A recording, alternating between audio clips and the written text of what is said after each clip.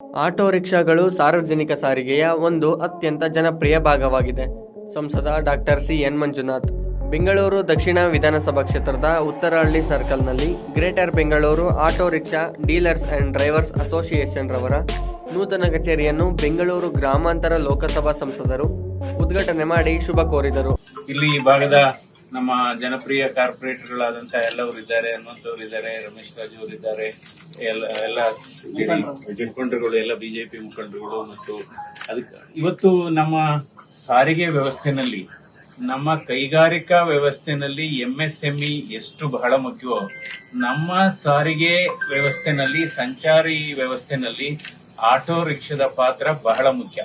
ಯಾಕೆಂದ್ರೆ ಇವತ್ತು ಏನಾದ್ರೂ ಬೆಂಗಳೂರಲ್ಲಿ ಜನರುಗಳು, ಯಾಕೆಂದ್ರೆ ರೋಡ್ಗಳೆಲ್ಲ ಬಹಳ ಸಣ್ಣ ಸಣ್ಣ ರೋಡ್ ಇದೆ, ಎಷ್ಟೇ ನಮಗೆ ಮೆಟ್ರೋ ಇರ್ಲಿ ಅಥವಾ ಎಷ್ಟೇ ನಮಗೆ ಬಿಎಂಟಿಸಿ ಬಸ್ಗಳಿದ್ರು ಕೂಡ ಆಟೋಗೆ ಪರ್ಯಾಯ ವ್ಯವಸ್ಥೆ ಇಲ್ಲ. ಸೊ ಅದರಿಂದ ಇವತ್ತು ಈ ಸಾರಿಗೆ ವ್ಯವಸ್ಥೆಯ ಪ್ರಮುಖ ಅಂಗ ಭಾಗಗಳಾಗಿದ್ದೀರಿ. ಅದರಿಂದ ಎಲ್ಲಾ ಆಟೋ ಡ್ರೈವರ್ಗಳಿಗೂ ಮತ್ತು ಮಾಲೀಕರಿಗೆ ನಾನು ಈ ಸಂದರ್ಭದಲ್ಲಿ ಅಭಿನಂದನೆ ಸಲ್ಲಿಸ್ತೇನೆ.